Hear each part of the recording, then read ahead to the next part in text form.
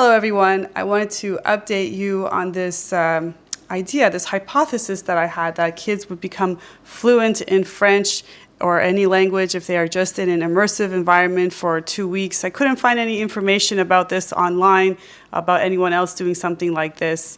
And I'll give you the short answer, no, even though the kids had a good foundation.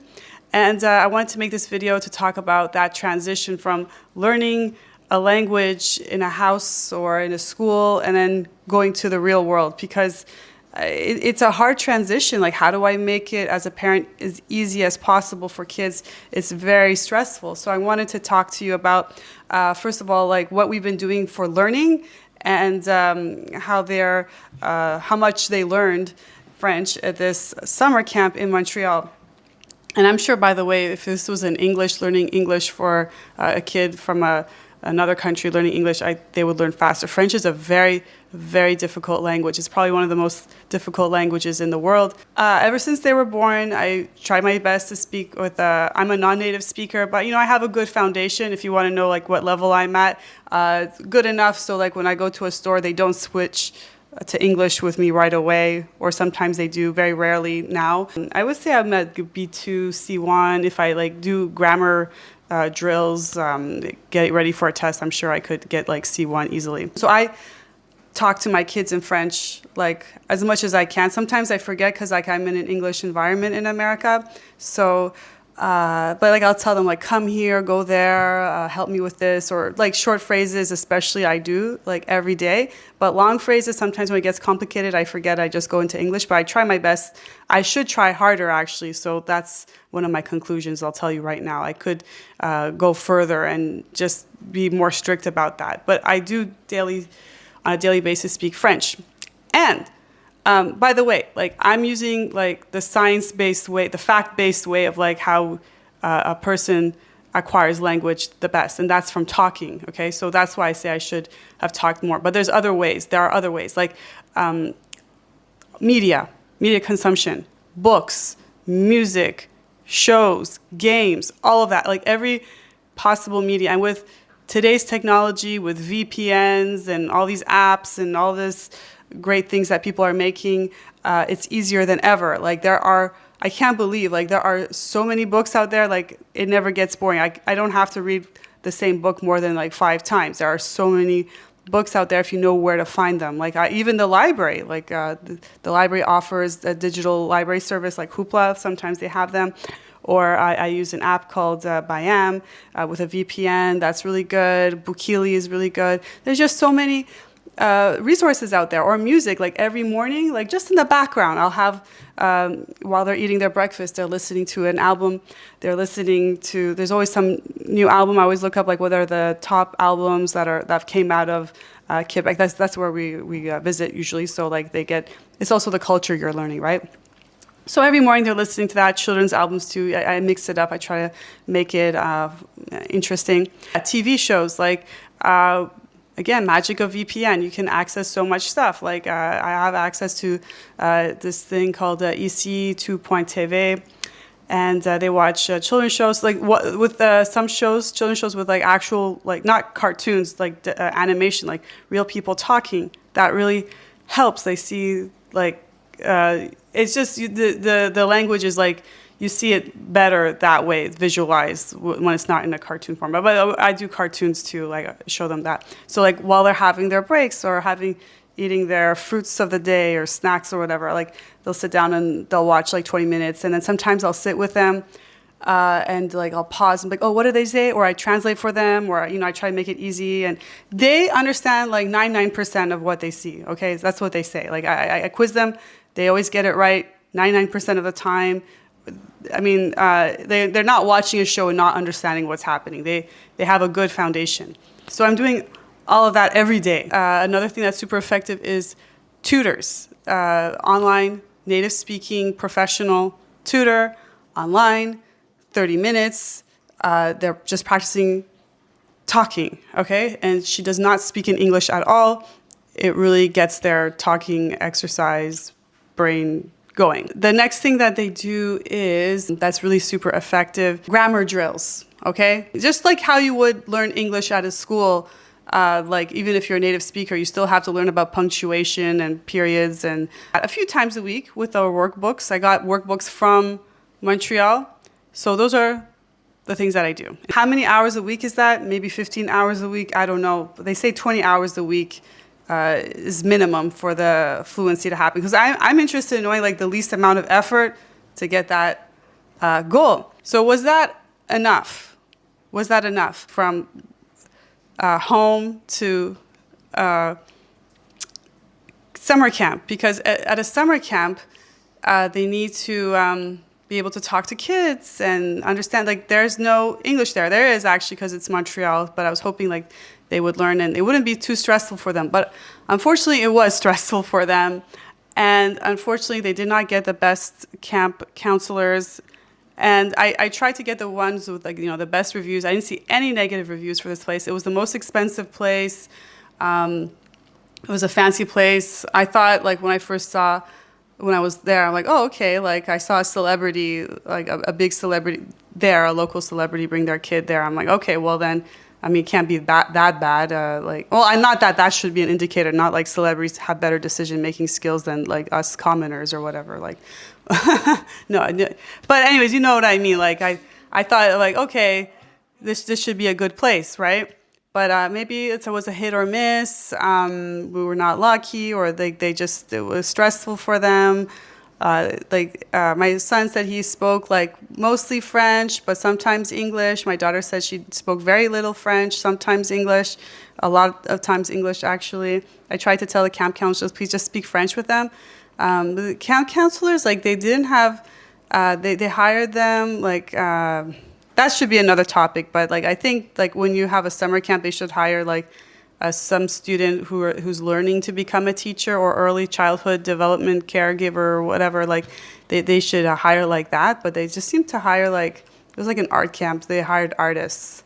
No one's gonna complain. A parent is not gonna complain about like the camp counselor not being like creative enough or knowledgeable enough or whatever specialty camp. They care about like the camp counselor being nice, right? Well. And the kids were really rowdy. Anyways, they spent 8 days there, actually, because like 2 of the days in the 2-week summer camp, weekdays, they were sick. So that was not good. That's like also a risk. It's really expensive, you know, coming here. I wanted to be in Montreal anyway, and I thought this would be like a good opportunity. It's very expensive, you know, considering like the camp and being here and the Airbnb and the plane tickets and this and that. I would say overall, it has value. Is it worth it? I don't know. I mean, like, learning a language has a lot of benefits in the future, like for employment. It's good for your brain. It's a very good, every time I read articles about neuroplasticity or whatever, brain development, like this is always up there, like speaking another language. So I don't know, hopefully. I would have liked it if it was more like happy there, but maybe another camp. I felt like I was throwing my kids in like throwing my kids to the wolves, you know, when I sent them. I felt so guilty.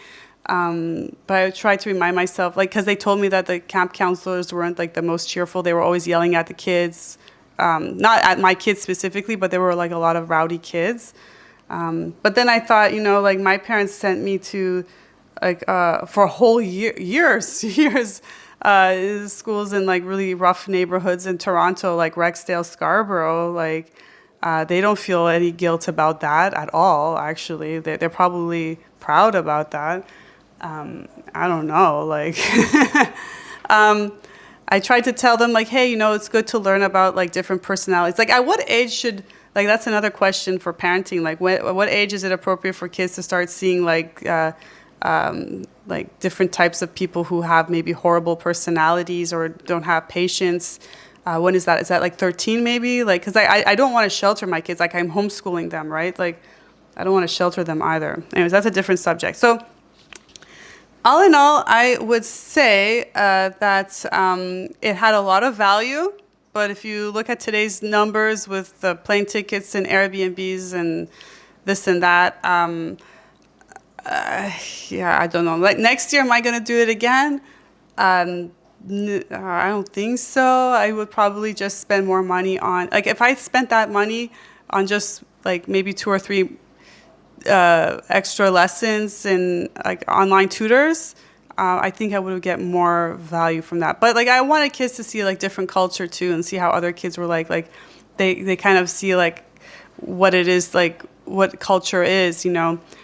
They did say that the kids were like, I don't know, maybe it's a big city thing, maybe it's a northern thing, I don't know. Like they were like meaner, colder. They fought. They like.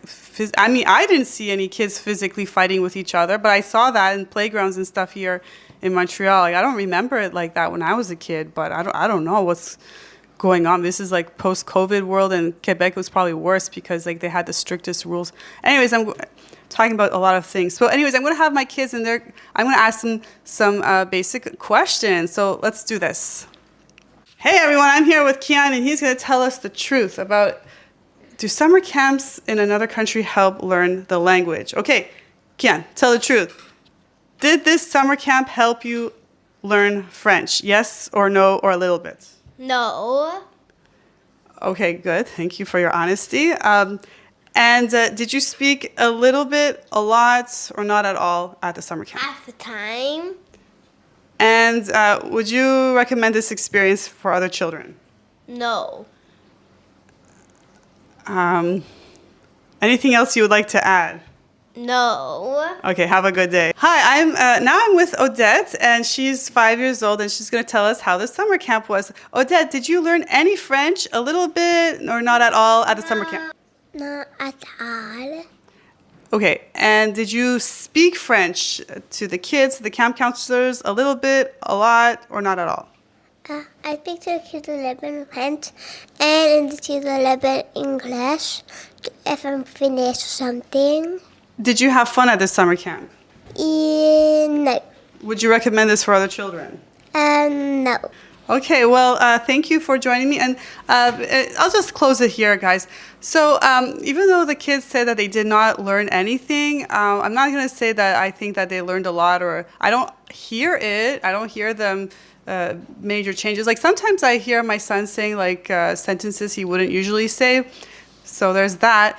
But there's something called invisible learning that they were doing. So is that worth it? I don't know. But anyways, thanks for watching. I hope it helps you. I don't think 4 weeks would have made a difference or 2 months would have made a difference.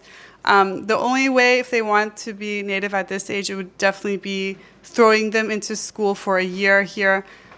Is that worth it for the lifestyle that I am living right now? Probably not.